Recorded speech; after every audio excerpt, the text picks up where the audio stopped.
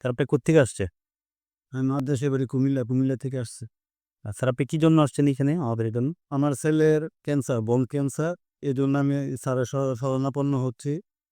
Sir কতদিন যাবত আপনার ছেলের এই অবস্থা? এই অবস্থা তার এক হিসাব করতে গেলে ২.৫ বছর হইয়া যায়। কিন্তু ট্রিটমেন্টটা ধরা পড়ছে, রোগটা ধরা পড়ছে ৮ মাসের মতো হয়।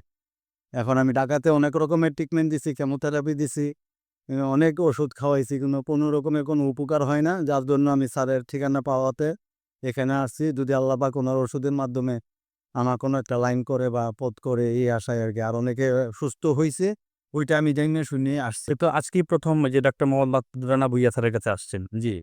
তো স্যারের সাথে কথা বলে আপনার কেমন মনে হইল? বা না, না, স্যারের সাথে কথা বলাতেই তো মন একবারেই নরম হয়ে গেছে। একটা জিনিস বুঝতে পারেন অনেকেই যে ঢাকার মতো জায়গা যায় আমার ছেলে ট্রিটমেন্ট দেয়, ওই জায়গায় আমি দেশে আসার পরে যে এখন ওষুধ নিয়ে যাচ্ছি।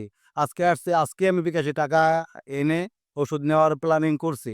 শুধু একটাই কারণ, স্যারের কথাবার্তা এতই ভদ্র, বা আমি অত শিক্ষিত না, কিন্তু আমি যে অন্যান্য ডাক্তারদের সাথে এতদিন চিকিৎসার ব্যাপারে কথাবার্তা বলছি, ওই হিসেবে স্যারের যে কথাবার্তার মিল পাইছি, এতেই আমি বুঝতে পারছি যে স্যার যে কতটুকু শিক্ষিত বা কতটুকু চিকিৎসকের হিসাবে দায়িত্ব পালন করতে পারবে। এই বিশ্বাসে আজকে আমি ওষুধ নেওয়ার চেষ্টা করতে। ইনশাআল্লাহ স্যার আপনি ওষুধগুলা নিয়ে খাওয়ান। ইনশাআল্লাহ অনেকটা সুস্থ হয়ে যাবে।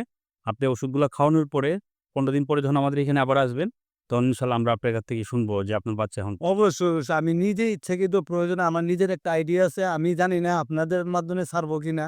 যদি খালি এখনের বর্তমানের থেকে একটু পরিবর্তন আমার ছেলের দেখি, আমার নিজের আইডিয়া দিয়ে আমি সারা দেশে ছড়িয়ে দিব যে এই ডাক্তারের কাছে আসেন সবাই। ইনশাআল্লাহ আপনার ছেলে আশা করি আগামী ১৫ দিনের মধ্যে অনেকটা সুস্থ হয়ে যাবে। ইনশাআল্লাহ। জি, থ্যাংক ইউ স্যার। ভালো থাকবেন। জি। আসসালামু আলাইকুম।